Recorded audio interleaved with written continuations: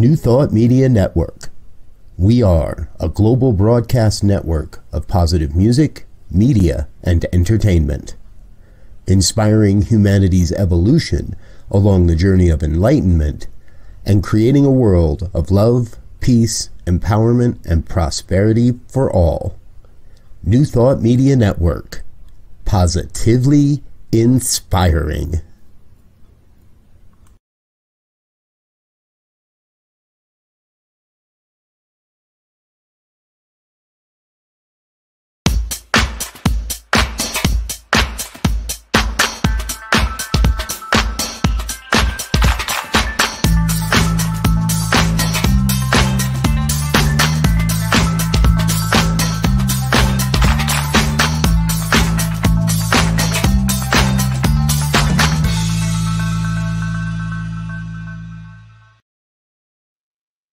Why, hello, it's me, Bonnie. Yes, Bonnie Gonzalez, your doula for grief. Good afternoon. Welcome. Good afternoon, good morning, good night, whatever time you're tuning in to this program. Just wishing you well. And to let you know, I am a grief coach, a registered nurse, a religious science practitioner, and a licensed soul collage facilitator, all rolled into one. So let's just move forward with our topic of grief. And that's what I do. That's what I talk about. That's what I share. That's what I like you to, I invite you to join in the conversation today by just dropping a comment in the comment box. Okay, make this a part of your day. Make this your hour to explore grief, to journey through grief during this time. And just knowing that grief is caused by loss. And loss is any expected or unexpected occurrence where you can't go back to the way things were before. You know, death, divorce, a diagnosis. Oh my goodness, a whole lifestyle change being uprooted and transplanted to other areas, other cities, other countries. Oh, even natural disasters. Also the birth of a child, puberty, aging, which we're going to do a program on the grief around the aging, and knowing that that's what leads us to grief. And then grief is just that normal collection of emotions that's so natural that occur from these losses. And it could include so many ranges of emotion: sadness, anger, numbness, confusion, anxiety, maybe even a sense of relief or joy. So anything that you experience from these losses is grief, and it's all normal. We all grieve in our own unique way. I love that expression that every snowflake is different. You know, and you look out and you see a blanket of snow, and it's almost unimaginable to my mind that each one of those little flakes that compile this big snowstorm could be different. So realizing that, knowing that we all grieve differently. And just joining the show today, I just want to assure you that you've come to the right place today to start that journey of befriending grief. And knowing that as you befriend grief, then you can listen to others. And then they in turn can start to help others. It's like the domino effect, one by one by one. Or the lights coming on in a building at night, one by one by one, until the total building is illuminated with light. And that's my desire for us with our discussion around grief, bringing it out of that dark shadow and right smack into the middle and front of our lives. Grief has a super healing power, or the superpower of grief is healing. So I just want to say I so appreciate your joining us today. And I just want to read a little bit before we launch into our topic today, which is grieving caused by suicide. So moving through grief caused by suicide is what we'll talk about today. And before we bring out our special guests, let me just read you this around grief, which I always find to be so thought-provoking and enlightening. And it says, grief may be the greatest healing experience of a lifetime. It's certainly one of the hottest fires we will encounter. It penetrates the hard layers of our self-protection, plunges us into the sadness, fear, and despair we have tried so hard to avoid. Grief is unpredictable, uncontrollable. There are no shortcuts around grief. The only way is right through the middle. Some say time heals all wounds, that time heals grief, but that's a half-truth. Time alone doesn't heal grief. Time and attention heals. In grief, we access parts of ourselves that were somehow unavailable to us in the past. With awareness, the journey through grief becomes a path to wholeness. Grief can lead us to a profound understanding that reaches beyond our individual loss. It opens us up to the most essential truth of our lives, the truth of impermanence, the causes of suffering, and the illusion of separateness. When we meet these experiences with mercy and awareness, we begin to appreciate that we are more than grief. We are what grief is moving through. In the end, we may still fear death, but we don't fear living nearly as much. In surrendering to our grief, we have learned to give ourselves more fully to life. So just embrace that for a minute. Just embrace that.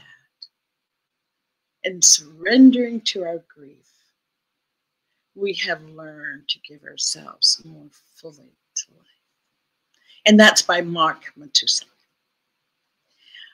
Oh, wow. Thank you. Thank you. Just be with that. Just be with that.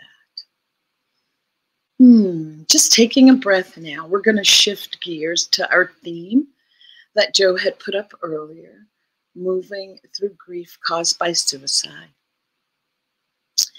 And this is a really, tender, delicate topic. And I want to honor and respect any of those people that their grief is caused by suicide. Knowing that is a special or even more challenging situation to go through. And I just want to give you a number, and I don't want to get into statistics because that's just numbers. I want to get into the emotions and our humanism around this. But suicide is the 12th leading cause of death. Over 45,000 people in the US last year took their lives. And over 1 million suicide attempts last year. And suicide is the major contributor to premature death in the United States. So those are enough on the statistics, but if you can imagine 45,000 people taking their lives last year, how many survivors, how many family members, how many friends, how many cousins, aunts, uncles, brothers, sisters are grieving that loss. That's a lot of people. And that's why I would like to have some dialogue around grief caused by suicide. And at this point, I'd want to welcome my wonderful, beautiful guest, Judy White, whose son died by suicide and she's here to share her story with us.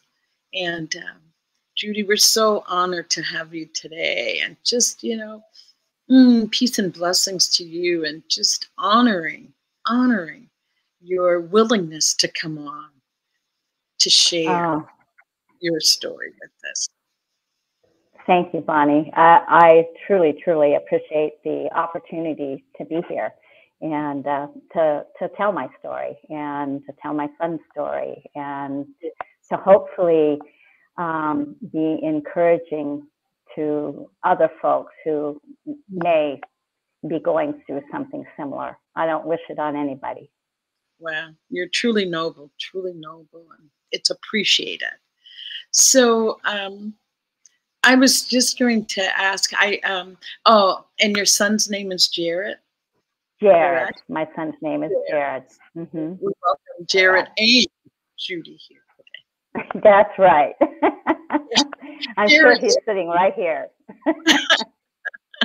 I can feel that. So if you just want to share any parts of your story, Judy, please, we'd be honored to hear it. Oh gosh, where to start? I guess with the phone call, that you never ever want to get. Yes. But it comes out of the blue. Mm-hmm. And that's what happened to me. My ex-husband called me from another state, okay, and told me that Jared was hurt really badly. I don't think he told me right off the bat why, but anyway, he said he was hurt badly and they were flying him over to Montana. Wow. And he didn't know if he was going to make it or not.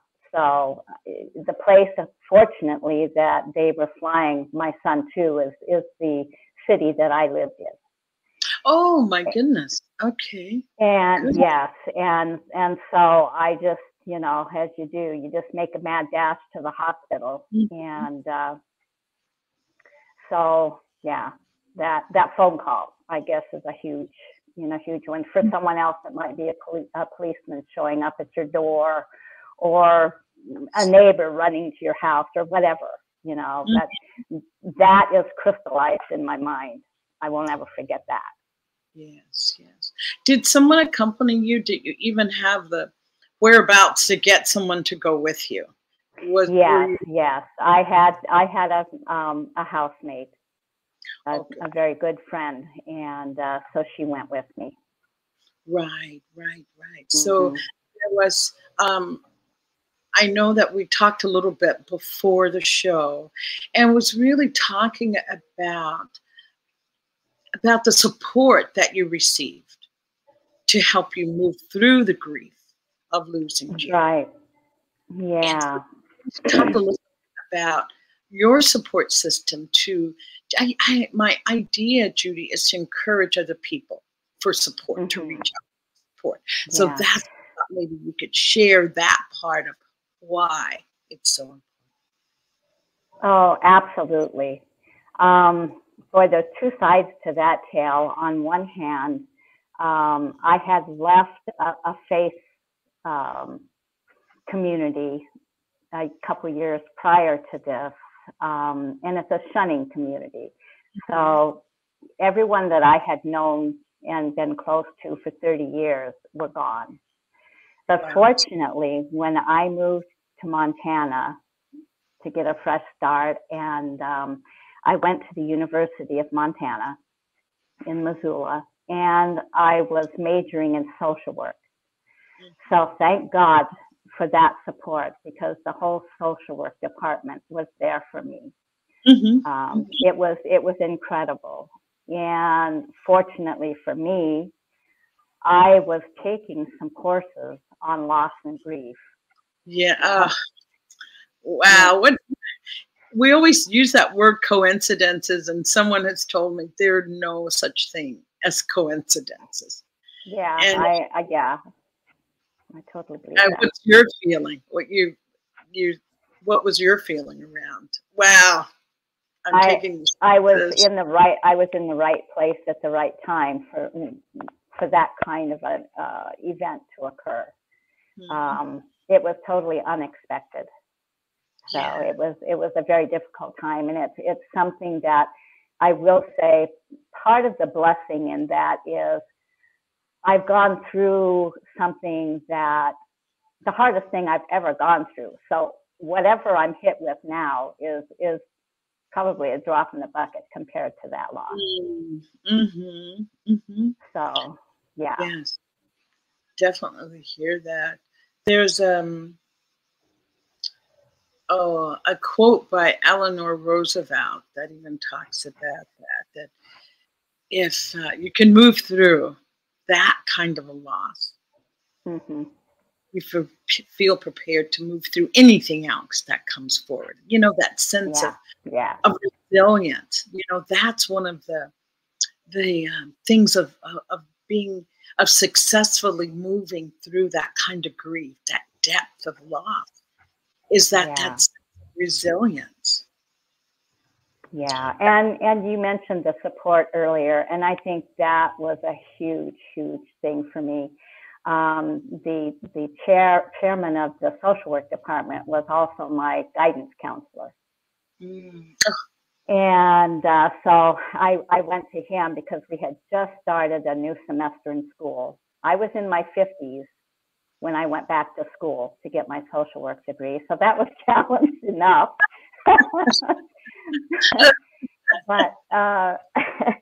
But anyway, I went to Dr. Scores, and explained what had occurred, and he said, take all the time you need. But I knew I couldn't take too much time because it's so easy to get behind when you're going to the university. And I was taking a full load. I had 16 credit hours. Wow. So that could be a double-edged sword. You know, a double-edged sword that we feel like something live for, or to not live for, but to move you forward. But still, that is exactly. Thank God for it, because that's what happened. I can't say that I got a whole lot out of that semester. I was so numb for months that I just was going through the motions. I was taking my classes and I was doing well. I was getting A's, but I didn't remember any of it. You know, so actually the following semester I took a couple of courses over again, because even though I got good grades, I think I even got A's, but my memory was so shallow that no retention.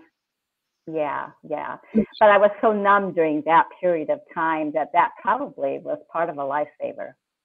I think that was part of what helped me be as resilient through this all. Because otherwise, I think I was in that place where so many people find themselves. It's either sink or swim. You've got two choices. And I could have easily sunk. I felt myself sinking. But I thought, what would Jared want truly, in all honesty? And I knew he'd want me to swim for all I was worth. And that's what I decided to do. I decided instead of sinking, I was going to swim. I'd swim for both of us. And can you speak a little bit to when you say sinking, what emotional, what feeling, could you just describe that a little bit for the sinking?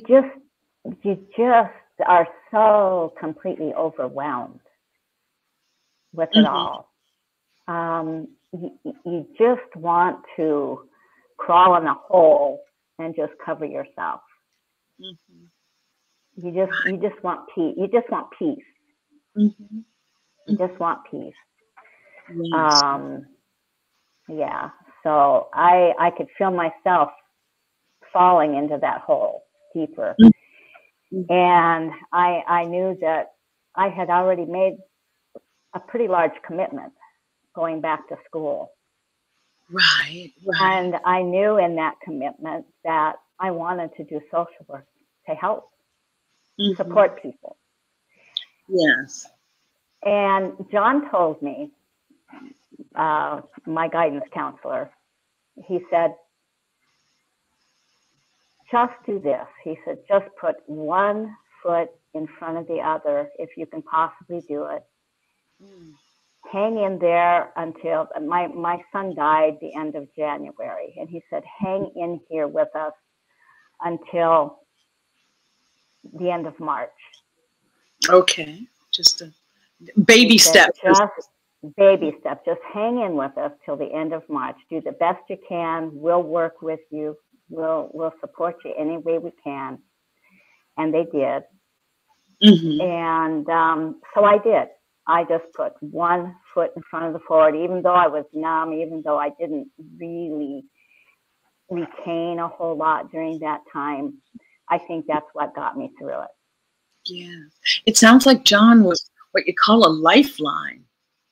Oh my gosh. Yeah. Yeah. He and some of the other professors at the university, that was huge for me. That was huge. And I'm actually still in contact with a couple of those professors. Oh, those are lifelong. So I want to, if they ever stumble across this, I want to say thank you so much. I so appreciate what you did during that time. I don't think you have any idea of the impact. Whoa. Oh, I'm sure that is well received right now. Right now.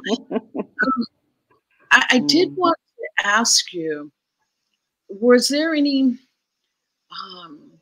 shame in telling your friends when you would say that Jared died? Was there any shame? How did you handle that part of it? With suicide, there's so much shame and such a stigma attached. Yeah, there is. Prevents people from being honest. So just want you to speak to that part of it, sharing this with you.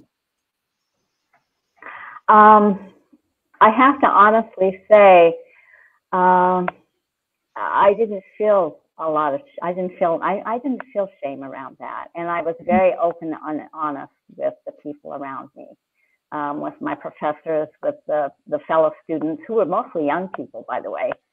I was probably 20, 30 years older than most of my peers. Right.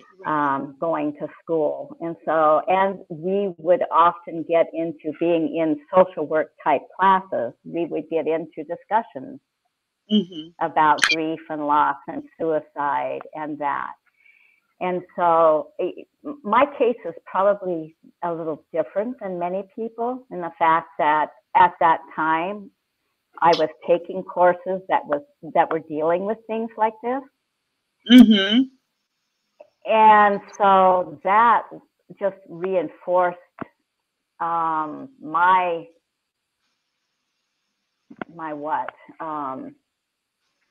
beliefs, that I honored around death and suicide. And I just don't think a loving God, whoever that is, for whoever, but in this case, my loving God, wouldn't hold someone who is in so much pain that they would take their own life, would hold that against them. And therefore, I really didn't have a lot of shame around that. I was pretty open about it. And I think being open to talking about it was helpful. How about with family? It sounds like you're okay with telling the people in that professional world that may have more insight, more depth, and social workers to say more training around handling people's emotions and handling incidences that come up. But how did friends respond? Friends were awesome. The new friends that I had made, because like I said earlier, I had left a faith community, and my family are still a part of that faith community, and I'm not. And so that's something that we have to talk about superficially, because we have different belief systems around death and afterlife and all of that. So family-wise, I have to be kind of careful about what I talk about with them. Sounds like you. But I still, even though I have no contact with the congregations in that faith, I still do have contact with minimum contact with my daughter. And that is a godsend for me. And your daughter? My daughter and my granddaughter and my son-in-law. So that's important to me.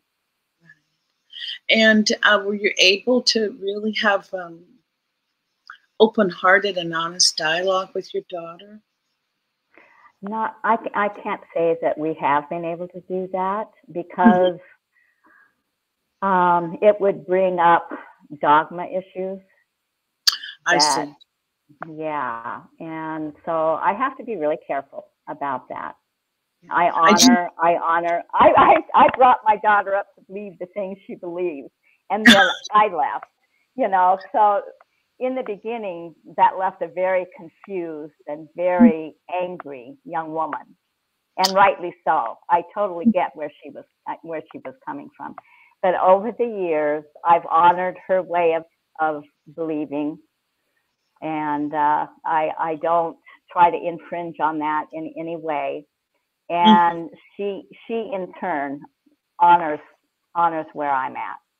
And so there's certain things that we can't talk about, but lots and lots of mother and daughter things we can talk about. Yes.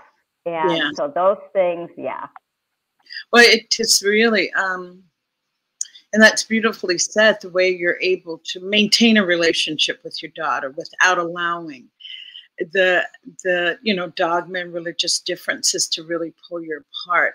And so it sounds as if you've worked hard to maintain that relationship. Yeah, I think it's just the religious dogma that builds a wall, but the love that we have for each other as mother and daughter, that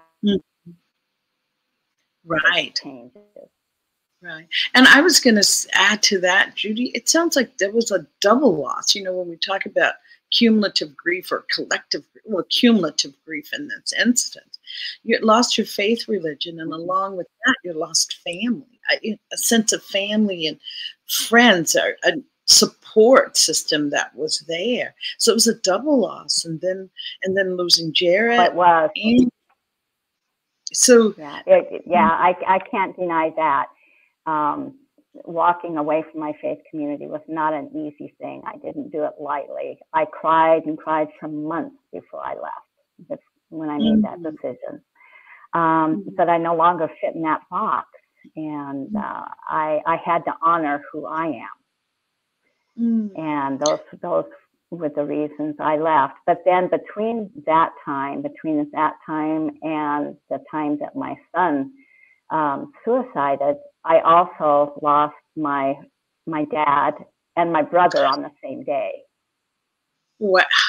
Your brother and your dad on the same day? Yeah, I lost both of them 16 hours apart, and that was 2 years prior to Jared's death. So between losing my faith community, my dad, my brother, and my son, that was a very traumatic time for me. So thank God that I was taking classes on grief and loss and being surrounded by professional people that were able to help me navigate that time. Wow. And that's a lot. I'm just breathing that. That is tremendous. That is what is. I think that's what they call compounded grief in the profession. Compounded grief, or my term that I use is accumulative grief, one on top of the other on top of the other. It's like, one punch and then another punch. So, wow. When you look at that, Judy, is there any, I'm not looking to find like the magic cure, but for you, is there one thing that you can see that really was your salvation, your guiding light, your North Star?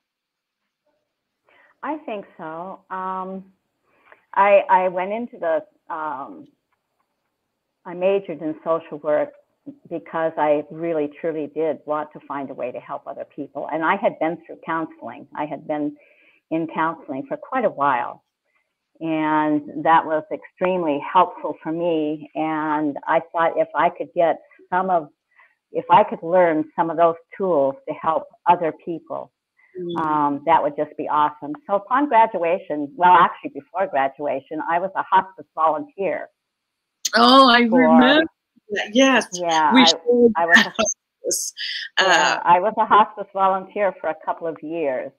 And then when I graduated, the person who was my hospice volunteer coordinator said that she was leaving her position and wanted me to apply for it. She said, you'd be perfect for it.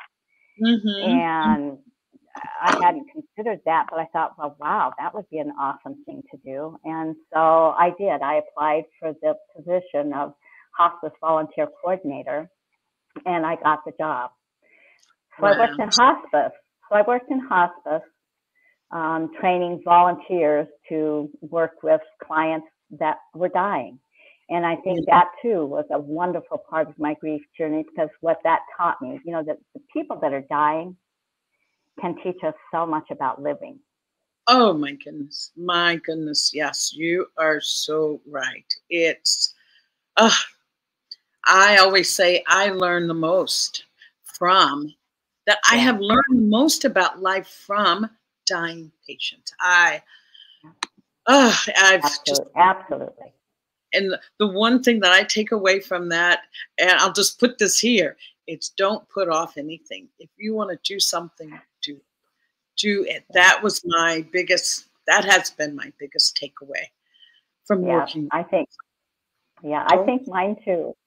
Oh. I think mine too, Bonnie. And so on that note, I think that's one of my volunteers was a retired professor from the university, and she was almost 80 years old. She had previously been a Peace Corps volunteer. And when I was thinking about retiring, she said, Judy, something you should consider is Peace Corps. Wow. And it was such a great idea, because when I was young, when I was a teenager, Peace Corps was just being, just getting started.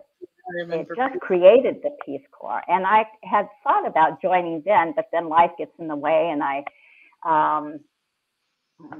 got married, had kids, had my family, and so that wasn't a thing anymore.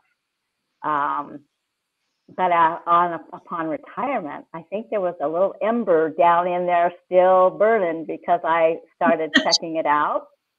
And when I retired, I applied for Peace Corps, and I was accepted.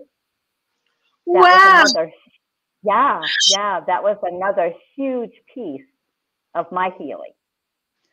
Wow. Because I ended up going to Guyana, South America. I worked in a home for abused and neglected girls. And a true humanitarian. I was the grandma of the home. Wow. I was literally the grandma of the home. I just loved those girls, and they loved me back. And I'm still in contact with many of those children. They're not children anymore. I left the Peace Corps, finished my service in 2018. But I'm still in contact with many of those girls and a lot of the staff from the home. Wow. Judy, my mind is just whirling and twirling here. I'm just thinking about you're having just, oh my gosh, the worst disaster, the worst nightmare that anyone can imagine, to have that happen in your life. And then you building on that because of Jared, you were able to finish your studies because of so many of this circumstance. Or am I incorrect in saying that? I'll let you speak to that. How you see that. how you see your No, life? I would say that was a huge piece of it. I decided to live my life, I guess, in service to others, and that sounds very humanitarian, but in all honesty, it's self-serving as well. Because Okay. when you give, you receive, and I feel like I have received so many times over what I gave. Mm. I almost feel selfish about it at times. Yes. Well, I think, I have a beautiful friend, Margot Tabin. She's a psychotherapist, and she always says, oh, not selfish, but full of self. So loving yourself. I just think that is absolutely beautiful. Yeah. Wow. Okay, Judy, I think what we're going to do is we're going to take a break. And when we come back, I want to just touch a little bit on your sharing with others that may be going through this very same thing, sharing with someone to help someone through this, and also suicide prevention. I would be remiss or irresponsible to not bring that piece in. So we'll take a short break, and then we'll come back with suicide prevention and Judy's, what she knows for sure around, not necessarily for sure. Judy will give her share on moving through grief from suicide. So we'll take a quick break and we'll be right back.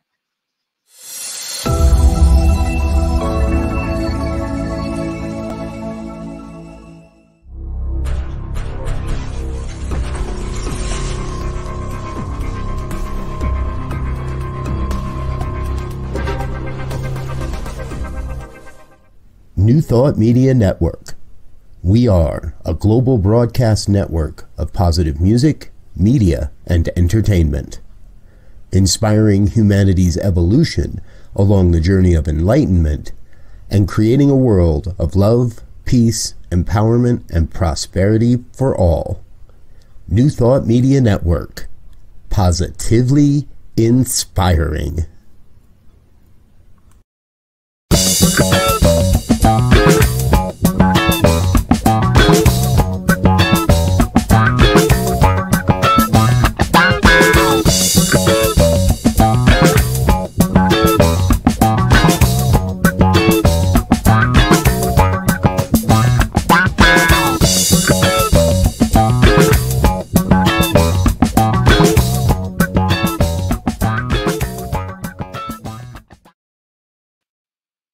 Why? Welcome back. And I'm still Bonnie Gonzalez, your doula for grief, with my beautiful guest, Judy White, who is here sharing her story of moving through grief caused by suicide after losing her beautiful son, Jared. And yeah, Judy, so I, as I said, after break, I wanted to talk about, suicide prevention and any words of wisdom, any words of advice that you could give someone that may be experiencing the very same nightmare that you went through and survived today to share with us. Oh gosh, Bonnie, I really honestly wish I had some big words of wisdom. I think everyone's experience is just so different. Personal to them, so different. I feel like I probably had more support than a lot of people that go through a suicide. But I think what I would say is be gentle with yourself. Be gentle.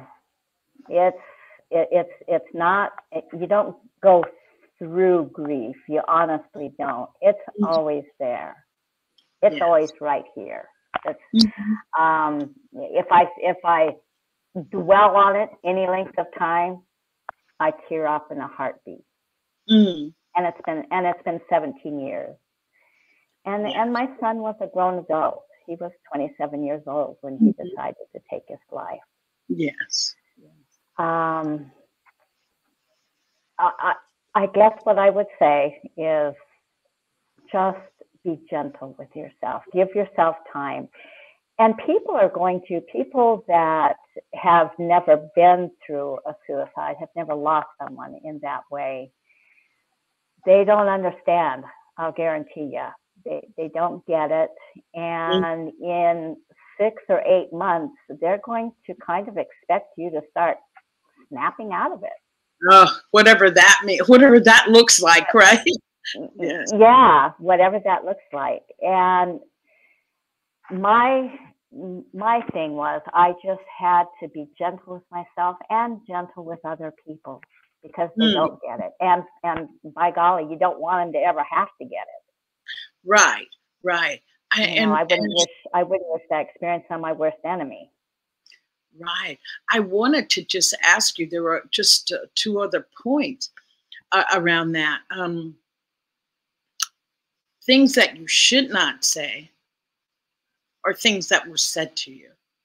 That did you have those experiences of, I wish someone had said X, Y, and Z, or I was shocked when someone said X, Y, and Z, so that we don't make that mistake when confronted with someone who is who's experiencing a death from suicide. Because we're here to learn. So many times we're like, oh, that person said this, that person said that. It's like, what do you wish they had said? Let's start teaching people what to say. I think one of the main things that you have to steer clear from, because we all have different belief systems, and we don't always know what another person believes. And another person may not believe the same thing that we do. So what's comforting for you may not necessarily be comforting for them. And I've heard it said over and over, well, he's in a better place, or God took another flower for his garden. I haven't heard. Oh my goodness. Just a lot of things similar to that.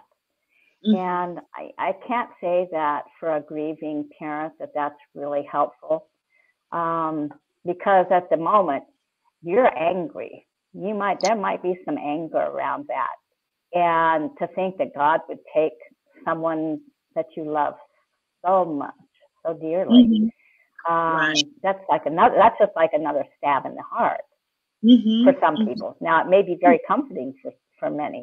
I haven't met anybody that has said that brought them comfort. So we can put that down as the number one thing not to say. that we know for sure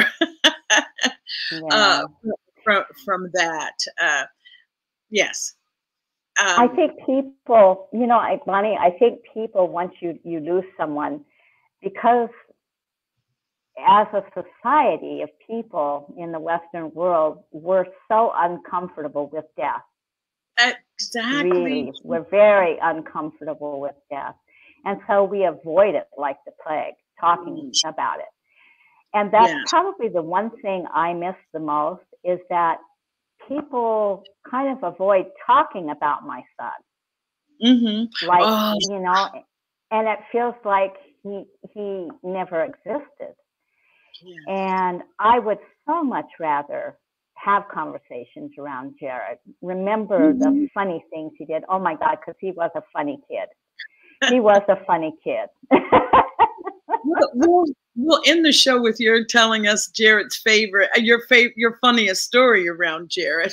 But before we do that, we have Megan, my dear friend Megan there, who asked a question, Judy. She wanted to know, did you need anger? Yes, Judy, did you need anger management after your son's death? And that's a big, yes, I'd have to. Megan, thank you so much. Thank you, Megan. I know Megan. Oh, you know Megan. I know Megan. Yeah. Because I was going to school in the social work department, and I had already had a couple of years of counseling because of other situations, not my son, but leaving my faith and divorcing my husband. Those were big things. And so I had a lot of anger management. One of the anger management tools that I used myself and that I tell others, it sounds ridiculous, but it really does feel good and cathartic, is one time I took, I don't know, must have been 5 or 6 dozen eggs. Oh, and I took them out to a countryside, and I found a big tree stump, and I threw those eggs for all I was worth. I threw them so hard and so fast. Oh, fast and too. I was purposely trying to let go of some anger in that way. Wow. But I'm not an angry person by nature, and so it didn't take a whole lot for me. I didn't have a ton of anger. Yeah, I didn't have a ton, but I did use a couple of anger management tools, and that was my favorite one because I can laugh about that one. I can see myself now in my mind's eye, and I just laugh. Yeah, but it's cathartic, as you said. It's moving it through because, you know, we have a physical body. It's just not along for the ride. It's not just along for the ride. It is feeling, it is holding it. There's energy in the body. And so many times with all the suppression that we do, it gets stuck and it stays there. So knowing, like throwing the eggs, another person I had was breaking plates. You know, going to the thrift store, buying bags of old plates and finding a place, you know, safely break them, just punching bags, that whole thing, screaming, getting in your car and just scream to the top of your lungs if you need to. So knowing that the body, there's a beautiful book on trauma, and it's about the body keeps a score. So realizing we have a body, and so wonderful to hear that you included your body in moving through this, throwing of the eggs. So I'm sure that's good for those eggs out there. Means a lot.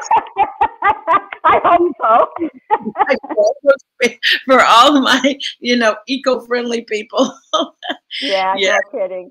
You know, one thing I wanted before we get too much further, I wanted to mention that has been really healing for me as well, is my son Jared, when he was in 3rd grade, wrote this little book, and it was the sweetest little book. He named it The Magic Snowflake. And his teacher took all of his classmates' stories, and she made little books out of them. Oh, I wish I had thought I would share it with you. I've got it. I still got it.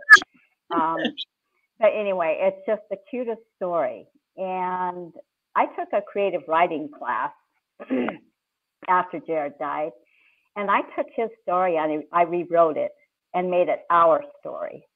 Yeah. And I've actually written a children's book that came from his original story. And it's about grief and how children can navigate grief and loss, how they can navigate loss. And so that project has been near and dear to my heart. And so that's one of the things I'm working on right now. I just had it professionally edited, and I haven't decided. I think I'm going to self-publish because I'm not sure I'm going to live long enough to get it traditionally published. We never know. Hey, Jared is a miracle worker. Jared, how should we navigate this? Yeah. How beautiful so that is. I look forward to getting his story out into the world and helping young children navigate loss. His life has touched the world. And he was the inspiration. Yes, if not for Jared. Wow, that is just beautiful. I was asking you to share a story, but that's beautiful. Before I forget, could you show us your ring and explain your ring? Yes, absolutely. So I don't know if you can, let me see if I can get it Yeah. Trying to. Right there. Stop. Don't move. Yes. There. Okay. Oops. Okay. So this was for me part of my grief journey. Some of my son Jared's ashes are in this ring. So I had this ring specially made, and I just cherish it. His favorite color was purple. My favorite color is purple. So I had his ashes made into this ring. Beautiful. Oh, what they can do with the ashes now, but I've not seen the ring. I think he's always wrapped around you, always. Yeah, wrapped around my little finger. You've got Jared around your finger. Oh, Judy, I'm so glad that we can have this time to talk and even to laugh. That knowing that we're still honoring Jared, that it doesn't have to just be tearful or gloomy. It can be light. It can be both. It can be both at any times. Honoring what comes up. If it's sadness, if it's tears, given to the tears. If it's laughter, given to laughter. You know, we are such resilient human beings that we can truly hold both. We can hold that deep, deep sorrow, and we can hold joy. So knowing that we don't have to avoid one to have the other. And that's good. Yeah, so I wanted you to a lot. Just wanted you to share your favorite Jared story with us. We're getting to at time, so sharing your favorite Jared. Oh my gosh, there's so many. I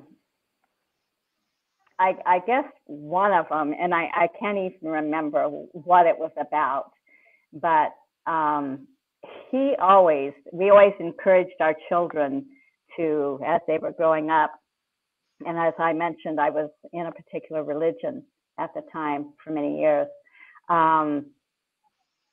We always encouraged our children to participate in meetings. And so Jared, we'd kind of help our kids understand what we were going to talk about at the meeting. And then Jared would be, you know, he'd have his hand up there. He'd be one of the first ones, and I'm going, oh my God, I never knew what he was going to say. I never knew what. And he had our congregation in stitches so many times, and I'm sure my face was probably as red as this. Oh my goodness! Oh, he was a character. Beautiful. He still brings that smile to your face and that joy to your heart. Joy to your heart. Just because someone is no longer with us physically, they still live on. Our relationship of emotional and spiritual still lives on. It's Absolutely. Just that's not here right now. But that relationship never dies. A person dies, but the relationship does not. And just want to say that this show has been to honor Jared White. Is that Jared's last name? Thank you so much. Jared White, and I'm just so honored, Judy, that you could come and share your story. Who knows how many will be so in tune to hearing what you have to say. Well, thank you so much for giving me the honor of being here. Thank you. And I did just want to talk a little bit about suicide prevention, since it is so prevalent in our culture, that reaching out to our loved ones or friends, or just knowing if someone is depressed to the point, or knowing that someone is suicidal, making a call, at 5150, getting treatment. So many times people that are suicidal they don't have the energy. The energy is not there to get help. So doing that, do that. And also we have some numbers, Joe, if you could put it up.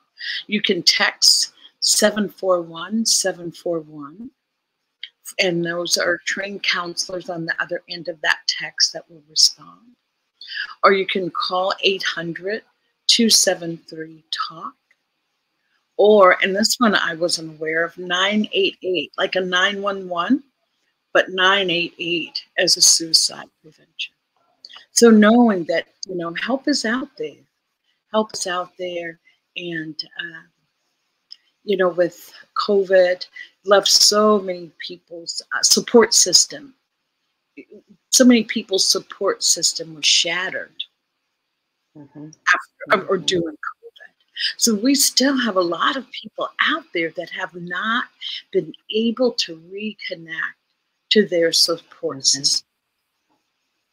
I had one client that at one point, we'll just say that they were suicidal, but felt that it was from alcohol that caused her to be that way. And then she was a beautiful AA program, not AA, yeah, AA, Alcoholics Anonymous. And that was her salvation. That was her lifesaver. She said suddenly they weren't coming together because of COVID. So just being aware of each other.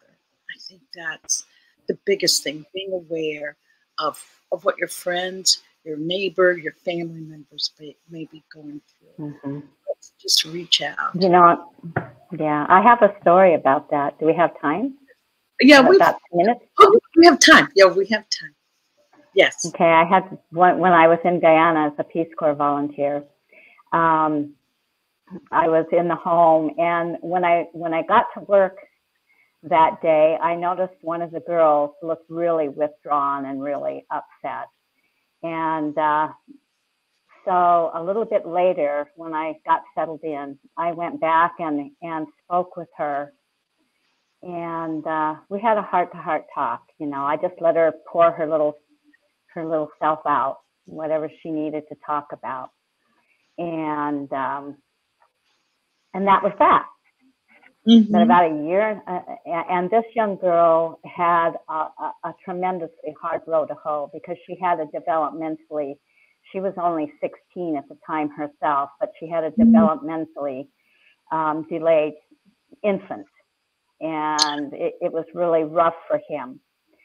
And it was hard on her. And anyway, go forward a year and a half approximately. She came up to me one day. She was still in the home, and I was still working there. I was there for about 3.5 years. And she said, Miss Judy, she said, do you remember that day that you saw me looking down and we had that talk? And I said, yeah, I remember. And she says, I just want to, and she just hugged me. And she said, I just want to thank you with all my heart, because that night I was planning on killing myself and my son. So we just don't know. We just don't know what our words can do to help another person. So if you see someone that it looks like they're hurting, reach out, give them a hug, whatever you can give. Oh, Judy, that is so beautiful. That is so beautiful and so touching. I think we underestimate the power of our presence with someone. We underestimate how just our presence alone can be a healer for someone that's really hurting. So I thank you. That is the best. Hey, that is the best. That is what I know for sure, that our presence can be healing, our presence alone. And we don't have to be, you know, trained professional therapists or any of those things. We're already trained. We're humans. We're trained humans. Yeah, right here. Right here. Getting that heart connection is what heals. So, oh, Judy, thank you so very much for being here today. And Joe, if you put that suicide prevention up again, I'd like to leave that up as we exit out. So thank you so much to all that have watched and all of you that will watch, and knowing that this show can bring value to your healing from grief journey. So thank you so much, Bonnie Gonzalez again, and Judy White. And I am a grief consultant, so please reach out if you find that you're in need of help. Thank you. Have a beautiful, beautiful week, Judy. Thank you. Have a beautiful, beautiful rest of your day. Continue. All righty. Okay. Bye now. Thank you. On behalf of everyone at New Thought Media Network, thank you for being a member of our virtual family. Your financial contributions help share the New Thought message with people from around the world. Please visit and contribute at www.ntmedia.org/donate. New Thought Media Network. Come be you. And please like, share, and subscribe. Until next time, peace and blessings.